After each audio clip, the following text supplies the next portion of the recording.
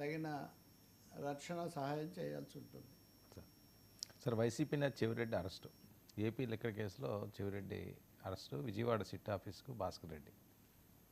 ఇది కొద్ది రోజులుగా ఊహాగానాలు చర్చల్లో ఉన్నది. తర్వాత దీని మీద చెవిరెడ్డి వివిధ సందర్భాల్లో ఆయన కోపడటం, ఇప్పుడు మొన్న పొదిలి పర్యటనలో కూడా ఆయన పక్కన ఉన్నాడు. ఆయన మీద అది కూడా ఒక కేసు, నిబంధనలు ధిక్కరించారు అది ఇదని.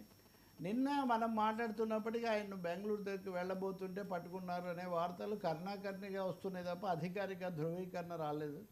తర్వాత ధృవీకరణ వచ్చింది, ఆయన 38వ A38గా చేర్చారు. ఆయనతో పాటు ఆయన పెద్ద కుమారుడు మోహిత్ రెడ్డిని కూడా ఇప్పుడు సిట్ విచారిస్తుంది, కొన్ని గంటలుగా విచారిస్తుంది. ఈ విచారిస్తున్న వాళ్ళను కోసం అడ్వకేట్లను తీసుకొని ఆయన కుమారుడు, ఇంకో కుమారుడు హర్షిత్ రెడ్డి వెళ్ళబోతే పోలీసులు హర్షిత్ రెడ్డిని బయటికి పంపించి అడ్వకేట్లను మట్టుకు అనుమతించారు. అంటే ఈ సిట్ విచారణ సందర్భంలో ఆయనకు అడ్వకేట్ల సలహాలు అందుబాటులో ఉండే ఏర్పాటు జరిగిందని మనకు అర్థమవుతుంది.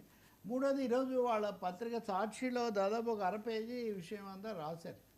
అంటే అనవసరంగా ఇరికిస్తున్నారు. చెవిరెడ్డికి ఎన్నికలప్పుడు ఆయన దగ్గర 8 కోట్లు 9 కోట్లు దొరికాయి. అవి ఫలానా రియల్ ఎస్టేట్ కంపెనీ అని వాళ్ళు కూడా చెప్పారు, ఇన్ఫ్రా కంపెనీ వాళ్ళు. అయినా సరే దీన్ని లింక్ పెట్టి చేస్తున్నారు.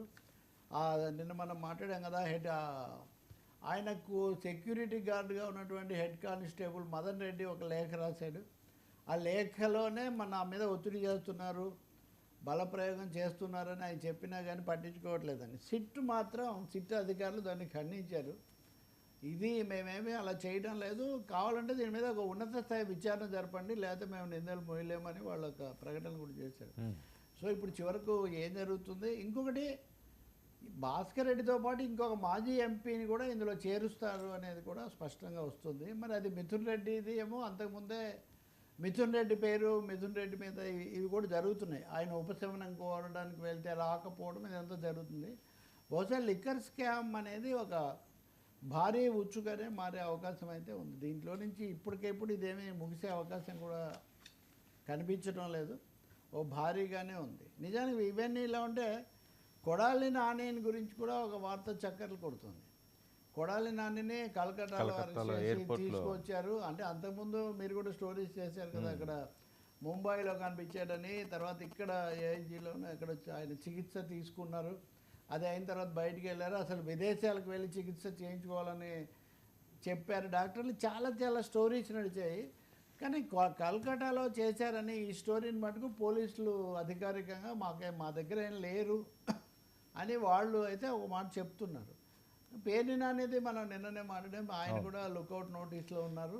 కాబట్టి close circle of Jaganmohan Reddy ఇది అండర్ ది స్కానర్. వాళ్ళలో ఎవరు పట్టుబడ్డారు, ఎవరు దగ్గరగా ఉన్నారు, ఎవరు ఎంత దూరంలో ఉన్నారు అన్నది ప్రశ్నే తప్ప రెడ్ బుక్ అనేది దాదాపు ఫైనల్ టార్గెట్ల దగ్గరికి పోతుందేమో అని అనిపిస్తుంది. ఇవన్నీ మరి వాళ్ళు ఫైనల్ టార్గెట్ జగన్మోహన్ రెడ్డి కూడా అయిండొచ్చు.